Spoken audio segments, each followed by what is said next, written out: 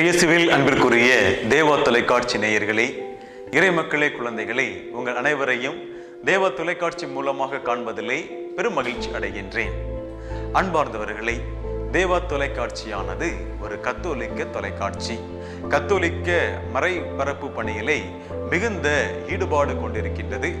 இந்த மறைபரப்பு பணியை மிகவும் சிறப்பாகவும் செய்து வருகின்றது. கத்தோலிக்க மக்கள் ஒவ்வொருவரும் ரட்சிக்கப்பட வேண்டும். இந்த தொலைக்காட்சியை காணுகின்ற, இந்த நிகழ்ச்சிகளை பார்க்கின்ற ஒவ்வொரு மக்களும் நல்ல முறையிலே இறை சிந்தனையை சிந்தித்து தியானித்து இறைவனிடத்திலே செல்ல வேண்டும் என்கின்ற ஒரு நல்ல சிந்தனையோடு நல்ல ஒரு செயல்பாட்டை கொடுத்து கொண்டிருப்பது நம்முடைய தேவா தொலைக்காட்சி. இந்த தேவா தொலைக்காட்சி மறைபரப்பு பணியை சிறப்பாக செய்து கொண்டிருப்பதை பல்வேறு மக்கள் பாராட்டி இருக்கின்றார்கள். குருக்களாக இருக்கலாம், கண்ணீராக இருக்கலாம், பல்வேறு இடங்களிலே இருந்து பொதுநிலையினர் தினமும் கடிதங்கள் மூலமாகவும் தொலைபேசிகள் மூலமாகவும் அவர்களுடைய பாராட்டுக்களை தெரிவித்து வருகின்றார்கள். ஆகவே தேவா தொலைக்காட்சி மூலமாக உங்கள் அனைவருக்கும் எங்களுடைய நன்றிகளை தெரிவித்துக் கொள்கின்றோம். மேலும் இந்த மறைபரப்பு பணியிலே நீங்கள் எங்களோடு இணைந்து பணி செய்ய வேண்டும் என்றும் எங்களோடு சேர்ந்து பயணிக்க வேண்டும் என்றும் உங்களை அன்போடு கேட்டுக்கொள்கின்றோம்.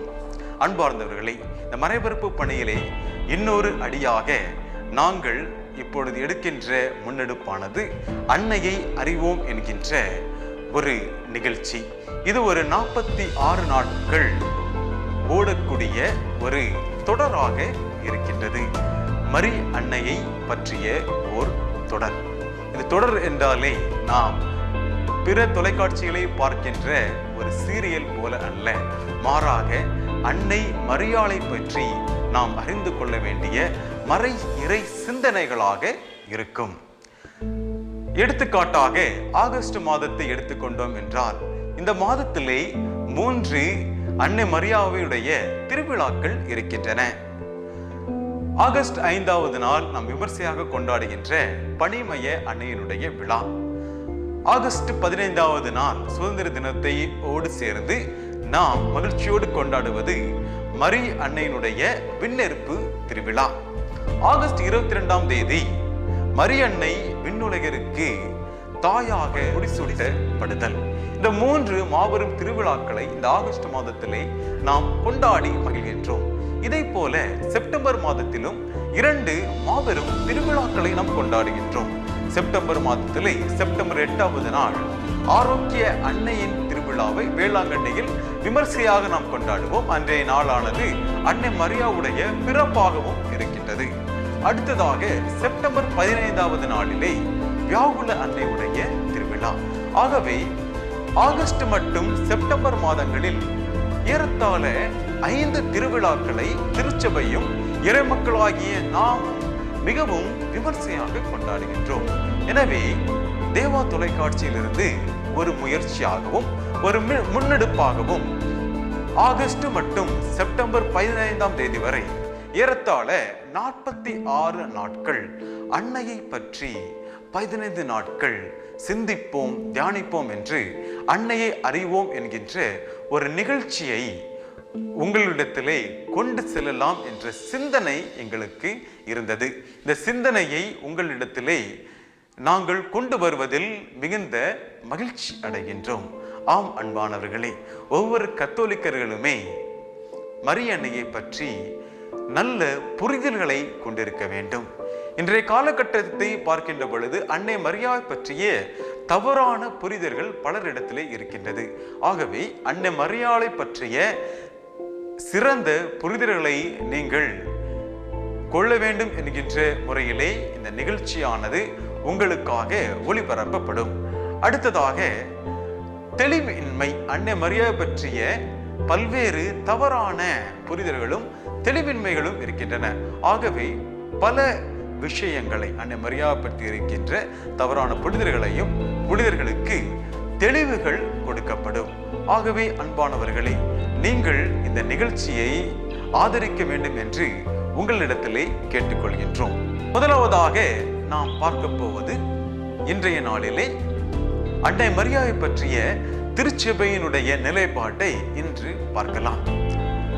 ஒரு நிலைப்பாடு என்று சொல்கின்ற பொழுது அன்னை மரியாளை எடுத்துக்கொண்டால் இரண்டு விதமான நிலைப்பாடுகள் இருக்கின்றன. முதலாவதாக மேக்சிமலிஸ்ட் வியூ, இரண்டாவதாக மினிமலிஸ்டிக் வியூ. இந்த இரண்டு நிலைப்பாடுகள் இறை மக்கள் மத்தியிலே இருக்கின்றன. முதலாவதாக மிகைப்படுத்துகின்ற ஒரு நிலைப்பாடு.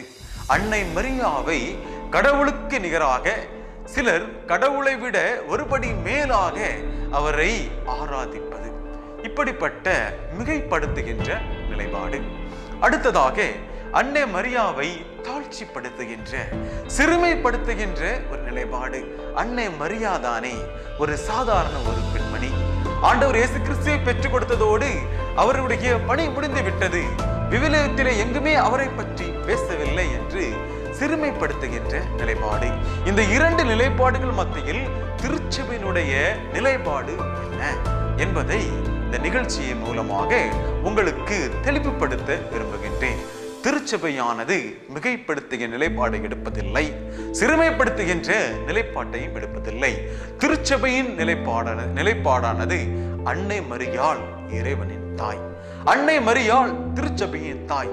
திருச்சபையின் தாய் என்று சொல்லுகின்ற பொழுது அன்னை மரியாள் இறை மக்கள் ஒவ்வொருவருக்கும் தாயாக இருக்கின்றார் என்பதை நாம் பார்க்கலாம்.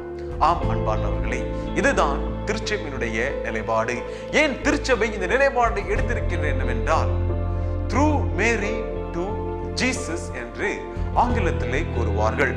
எந்த ஒரு மரியாவினுடைய ஜெபமோ, அன்னை மரியாள் நம் ஒவ்வொருவருமே ஆண்டவர் இயேசு கிறிஸ்துவிடத்திலே கொண்டு சேர்க்கின்றார். அன்னை மரியாள் நம்மை அவளிடத்தில் கொண்டு சேர்க்கவில்லை, அவளை சிந்திக்கவும் அவளை தியானிக்கவும் அவளை ஆராதிப்பதற்கு நம்மை கூறவில்லை. மாறாக அன்னை மரியாள் நம் ஒவ்வொருவருமே ஆண்டவர் இயேசு கிறிஸ்துவிடத்திலே கொண்டு சேர்க்கின்றார்.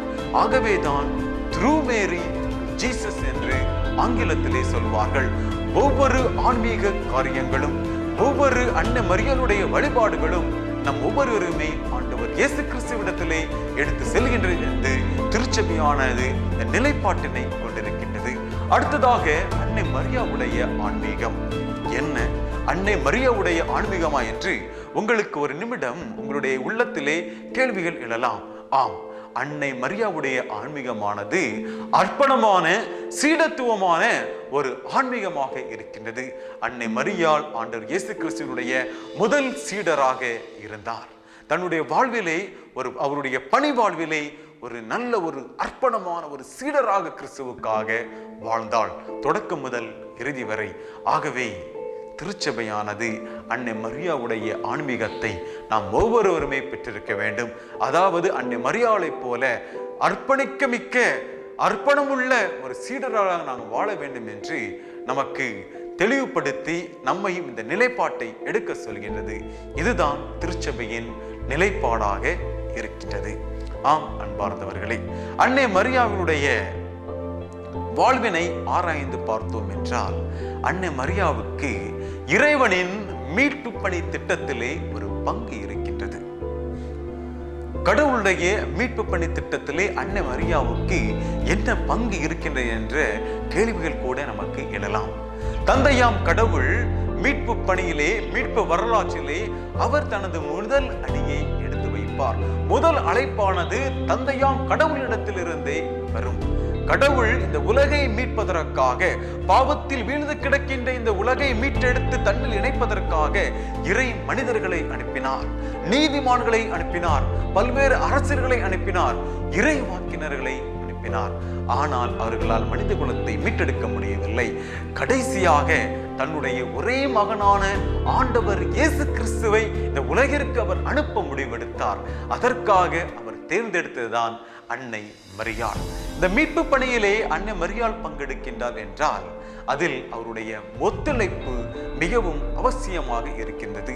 எப்பொழுது கடவுள் வானதூதரை அன்னை மரியாளிடத்திலே அனுப்புகின்றாரோ, மங்கள வார்த்தையை அந்த கபிரியேல் தூதர் அன்னை மரியாளுக்கு கொடுக்கின்றார். இது இத்தகைய வாழ்த்து எத்தகையதோ என்று அன்னை மரியாள் கேட்கின்றார். எப்பொழுது பல ஆயிரம் வருடத்தின் கனவு நிறைவேறப் போகின்றது என்று வான தூதர்களும் புனிதர்களும் காத்திருந்தார்களோ, அந்த தருணமானது வருகின்றது. அன்னை மரியாளிடத்திலே அந்த அறிவிப்பை கொடுத்தவுடன், நீ கடவுளுடைய குழந்தையினுடைய வயிற்றிலே தாங்குவாய் என்ற அறிவிப்பை கொடுத்தவுடனே அன்னை மரியாள் ஒரு விதமான அச்சப்படுகின்றார். நான் தான் கன்னி ஆயிற்றே, எப்பொழுது இது நிறைவேறும் என்று எசையா இறைவாக்கினை எழுதிய இறைவாக்கு 7ஆம் அதிகாரம் 14 வசனத்திலே கொடுத்திருக்கின்றது. பெண்மகள் ஒருவர் கருவுற்று ஒரு குழந்தையை பெற்றெடுப்பாள், அவள் இம்மானுவேல் என பொருள்படும் என்று. இம்மானுவேல், கடவுள் நம்மோடு இருக்கின்றார் என்பது. அன்னை மரியாள் கன்னியாக இருக்கின்றாள்.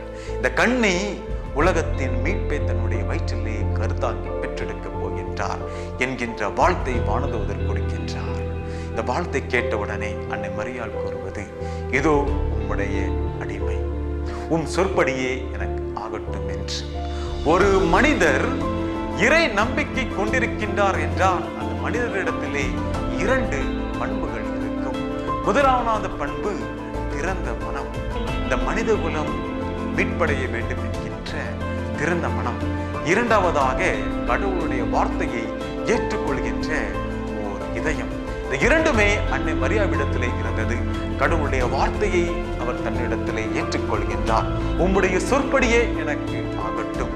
யூதர்களுடைய மரபுப்படி ஒருவருக்கு மன ஒப்பந்தமாயிருக்கின்ற பெண் இன்னொருவோடு தொடர்பு கொண்டு ஒரு குழந்தையை கருவில் தாங்கியிருந்தால் அந்த பெண்ணை விபச்சாரத்தில் ஈடுபட்டதாக கல்லால் அடித்துக் கொள்ளுவார்கள். ஒரு கணம் அன்னை மரியாள் இதை சிந்தித்து பார்த்திருக்க வேண்டும். இது எப்படி நிகழும்? நான் தான் கன்னி ஆயிற்று, ஒருவேளை நான் இதை ஏற்றுக்கொண்டு விட்டேன் என்றால் என்னை அனைவரும் கல்லால் அடித்துக் கொள்வார்களே என்கின்ற ஒரு மனப்பாங்கு, ஒரு சிந்தனை அவரிடத்திலே இருந்திருக்க வேண்டும். ஆனால் அவர் ஒரு சிறுமை பெண்ணாக இருக்கவில்லை. திறந்த மனம் கொண்டவராக இந்த மனித குலம் எப்படியாவது மீட்படைய வேண்டும் என்கின்ற உயரிய சிந்தனையோடு அன்னை மரியாள் உமது விருப்பப்படியே எனக்கு ஆகட்டும் என்று சொல்கின்றார். இறைவனுடைய மீட்பு திட்டத்திலே அன்னை மரியாள் ஒத்துழைப்பு கொடுத்து பங்கெடுக்கின்றார். இந்த ஒத்துழைப்பானது சாதாரண ஒத்துழைப்பு அல்ல. தனி மனித சுதந்திரத்தின் மூலமாக அன்னை மரியாள் தன்னுடைய ஒத்துழைப்பை கொடுக்கின்றார். இறைவன் அவருக்கு சுதந்திரத்தை கொடுத்திருந்தார். இந்த மனித சுதந்திரத்தின் மூலமாக இதை வேண்டாம் என்று கூட அன்னை மரியாள் சொல்லியிருக்கலாம். உயிருக்கு பயந்து அவர் ஓடிக்கூட சென்றிருக்கலாம். யோனாவுடைய கதை உங்களுக்கு தெரியும். எப்பொழுது இறைவனுடைய திட்டத்திலே பங்கெடுக்க கடவுள் யோனாவை தேர்ந்தெடுக்கின்றாரோ அவர் நினைவு நகருக்கு செல்லவில்லை. மாறாக மற்றொரு நகரத்துக்காக கப்பலிலே பயணம் செய்கின்றார். அன்னை மரியாள் தப்பி ஓடவில்லை. மாறாக அன்னை மரியாள் என்ன கூறினாள் என்றால், தன்னுடைய முழு ஒத்துழைப்பையும் கொடுத்து தன்னுடைய தனி மனித சுதந்திரத்தில் மூலமாக எடுக்கப்பட்ட முடிவினை உம்முடைய சொற்படியே ஆகட்டும் என்று கூறுகின்றார்.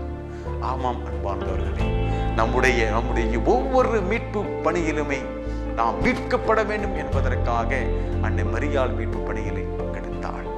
அடுத்ததாக அன்னை மரியாளுடைய சீடத்துவ வாழ்வு. ஆண்டவர் இயேசு கிறிஸ்துவினுடைய பிறப்பு முதல் இறப்பு, அவருடைய விண்ணேற்பு, அவர் விண்ணேற்படைந்த பிறகு சீடர்களோடு இணைந்து பணியாற்றுவது, இது அன்னை மரியாளுடைய சீடத்துவத்தின் ஒரு பண்பாக இருக்கின்றது. அன்னை மரியாளுடைய வாழ்வினை ஒரு முறை சிந்தித்து பார்க்க வேண்டும். இந்த குழந்தையை அவள் கருவிலே தாங்கி இருக்கின்றாள். எப்பொழுது ஏரோது மன்னனால் இந்த குழந்தைக்கு ஆபத்து வரை தெரிய வருகின்றதோ அப்பொழுது இந்த குழந்தையை தந்தை சூசையோடு இணைந்து எகிப்திற்கு பயணம் செல்கின்றாள். எத்தனையோ மயில்கள் ஒரு கழுதையின் மேல் ஏறி எவ்வளவு பயமாக இருந்திருக்கும். இந்த குழந்தை கலைந்து விடுமோ, இந்த குழந்தைக்கு ஏதாவது ஆகிவிடுமோ, நாம் எப்படியாவது இந்த மனிதர்களை மீட்படைய வேண்டும் என்பதற்காக இந்த கருவை தாங்கிக் கொண்டு எகிப்திற்கு செல்கின்றார்.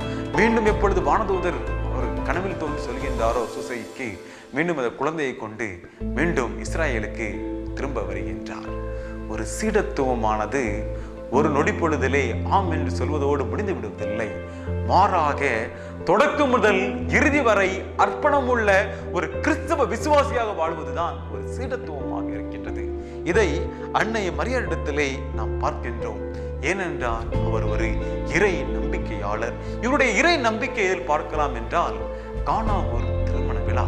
கானாவூர் திருமண விழாவிலே அவர் ஆண்டவர் இயேசு கிறிஸ்துவிடத்திலே பரிந்துரை செய்யவில்லை, மகனே இதை செய்து கொடு என்று.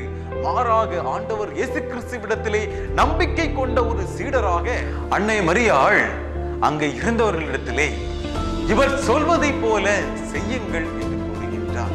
இதுதான் விசுவாசத்தின் ஒரு எடுத்துக்காட்டாக இருக்கின்றது. ஒரு இறை நம்பிக்கையின் எடுத்துக்காட்டாக இருப்பதை நாம் பார்க்கின்றோம். ஆமாம் அன்பார்ந்தவர்களே, அன்னை மரியாள் ஒரு விசுவாசி, இறை நம்பிக்கை கொண்ட ஒரு மனுஷியாக அவள் வாழ்ந்தார்.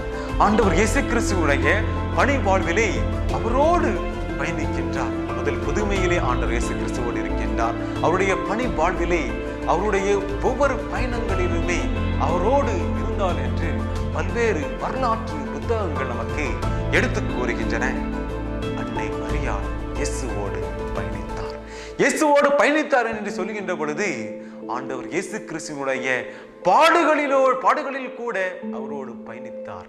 கல்வாரி மலைக்கு ஆண்டவர் இயேசு கிறிஸ்துவின் மீது பாரமான சிலுவையை சுமத்து அடித்து கொண்டு செல்கின்ற பொழுது ஆண்டவர் இயேசு கிறிஸ்துவோடு பயணித்தவள் அன்னை மரியாள். சிலுவையின் அடியிலே தன்னுடைய மகன் தொங்கிக் கொண்டிருப்பதை பார்த்த அந்த தாய், அவருடைய இதயம் எப்படி இருந்திருக்க வேண்டும்? அழுது மன்றாடி கொண்டிருந்திருப்பாள். கனத்த இதயத்தோடு தன்னுடைய மகன் சாவதை பார்க்கின்றார். அந்த வேளையில் கூட சிலுவையிலே தொங்கிக் கொண்டிருந்த இயேசு நாம் மீட்படைய வேண்டும் என்பதற்காக, நாம் அனைவருமே விசுவாச பயணத்திலே தொடர வேண்டும் என்பதற்காக இதோ உன் தாய் என்று யோவானிடத்திலே நமக்காக அன்னை மரியாவை அர்ப்பணிக்கின்றார். எப்படிப்பட்ட ஒரு செயல், உன்னதமான ஒரு செயல்! ஆண்டவர் இயேசு கிறிஸ்துவினுடைய இறப்பு, உயிர்ப்பு, அவருடைய விண்ணேற்புக்கு பிறகு திருத்தூதர்களோடு அன்னை மரியாள் உடனிருந்தார். அவர்களோடு இருந்து பணி வாழ்விலே பங்கெடுத்தார். திருச்சபையை அன்னை மரியாள் வழி நடத்தினார். தூய யாக்கோபு ஆனவருக்கு அவர் ஸ்பெயின் நாட்டிலே சென்று மறைபரப்பு செய்ய வேண்டும் என்று திருத்தூதர்களிடையே ஒரு முடிவெடுக்கப்படுகின்றது. ஆனால் அவருக்கு மனதிலே தைரியம் இல்லை. ஏனென்றால் கிறிஸ்தவர்களையும் கிறிஸ்தவர்களாக பிறருக்கு கிறிஸ்துவ பற்றி அறிவிக்க செல்கின்ற பொழுது அந்த காலகட்டத்தில் இருந்த உரிமை பேரரசானது கிறிஸ்தவர்களுக்கு பல்வேறு துன்பங்களை கொடுத்து அவர்களை கொன்றொழித்தது. ஆகவே இப்படிப்பட்ட துயரத்தோடு இருந்த யாக்கோபிடத்திலே அன்னை மரியாள் கூறுவார், நீர் செல்லுகின்ற இடத்திற்கு நானும் உன்னோடு வருவேன் என்று. யாக்கோபுக்கு அது புரியவில்லை. யாக்கோபு ஸ்பெயின் நாட்டிலே சென்று அங்கே மரபரப்பு பணி செய்து கொண்டிருக்கின்றார். அந்த வேளையிலே ஒரு நாள் மிகவும் துக்கமான துயரமான ஒரு சூழ்நிலையிலே உடைந்து போய் உட்கார்ந்திருக்கின்றார். அப்பொழுது அழகான ஒரு தூணிலே அன்னை மரியாள் காட்சி கொடுத்து அவரை தைரியப்படுத்துகின்றார். அப்பொழுது அன்னை மரியாள் திருத்தூதர்களோடு இறை வேண்டுதலிலே ஈடுபட்டிருந்த காலம் அது. ஆமாம் அன்பார்ந்தவர்களே, ஆண்டவர் இயேசு கிறிஸ்துவுக்கு பிறகு ஒரு சீடருக்கான முன்னோடியாக இருந்தது அன்னை மரியாள். திருச்சபையை வழிநடத்துகின்ற ஒரு தாயாகவும் பணி வாழ்வை தொடர்வதற்கு இந்த திருத்தூதர்களுக்கு ஒரு உத்வேகம் கொடுத்த ஒரு தாயாகவும் இருக்கின்றது அன்னை மரியாள். என்றும் அவருடைய பணியானது தொடர்ந்து கொண்டே இருக்கின்றது. எப்பொழுதெல்லாம் விசுவாசம், நீதி, நேர்மை உலகம் பாவத்தினாலும் போர்களினாலும் மடிந்து கொண்டு இருக்கின்றதோ அப்பொழுதெல்லாம் பல்வேறு இடங்களிலே காட்சி கொடுத்து மக்களை ஆண்டவர் இயேசு கிறிஸ்துவின் இடத்திலே திருப்புவதை நாம் காணலாம். பல்வேறு வரலாற்று சான்றுகள் நம்மிடத்திலே இருக்கின்றன.